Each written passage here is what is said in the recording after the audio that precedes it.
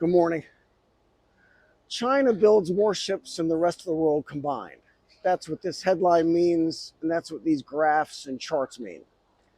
China's production of merchant ships has grown by 2.7 times this decade, and the Chinese shipbuilding sector dominates like no other country has in memory.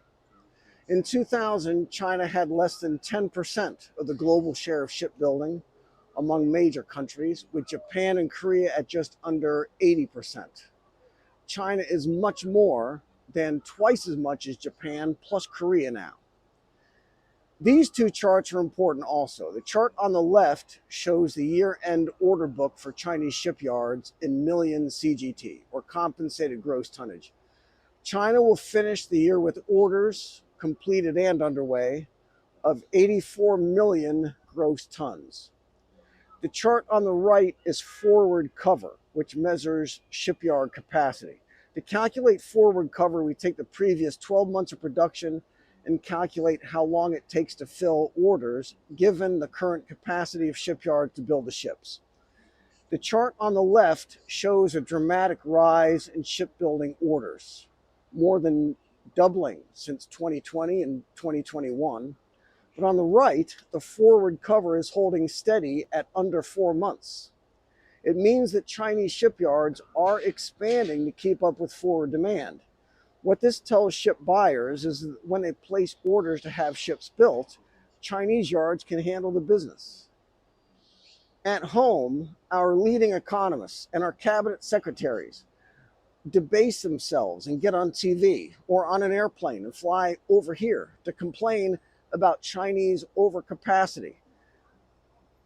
But there isn't any. It's forward investment. In order to be ready for new orders for building ships, they need to first build the shipyards so that when the orders come in, they can still complete them on time.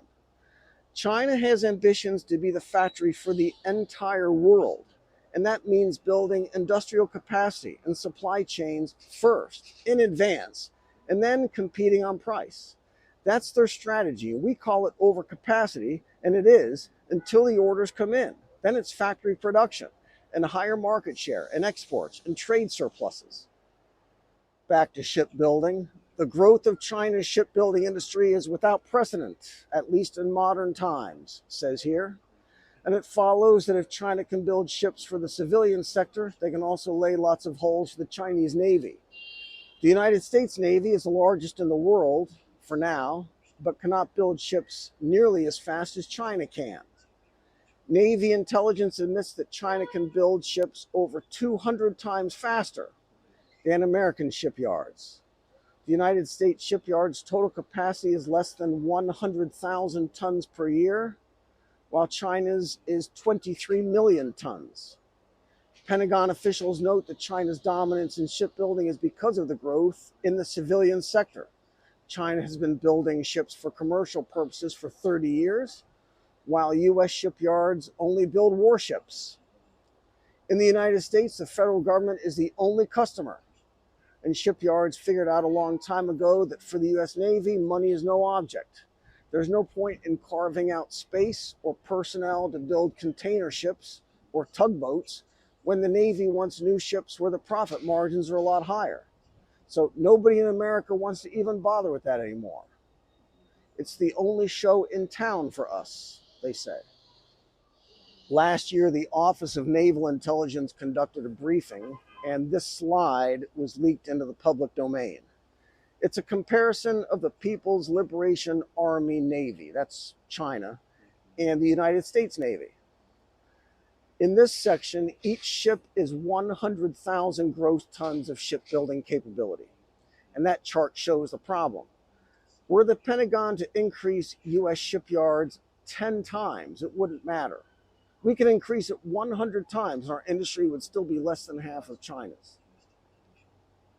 I'll say that again. If the United States built 100 times the shipyards that we have, China would still be more than twice as big.